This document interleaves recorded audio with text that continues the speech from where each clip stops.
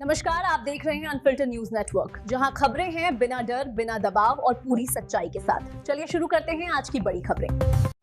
शेगावात 6 वर्षांच्या चिमुकल्याचा पहिला रोजा, देशाच्या शांतता समृद्धीसाठी केली दुआ।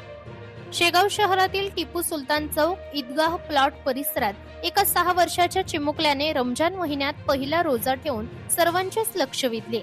अल्हाज शेख, इस्माईल शेख उमर यांचे नातू आणि शेख असलम यांचा मुलगा शेख अशरान या चिमुकल्याने आपल्या आयुष्यातील पहिला रोजा पूर्ण केलाय। तीव्र उन्हाच्या झळा असतानाही या नन्ह्या रोजदाराने पूर्ण दिवस संयमाने रोजा पाळला।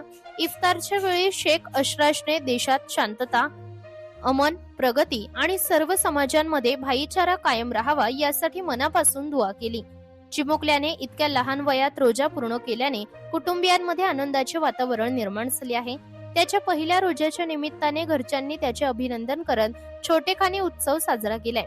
टिपू सुलतान चौक परिसरातील नागरिकांनीही या नन्ह्या रोजदाराचे कौतुक करत त्याला आशीर्वाद दिले।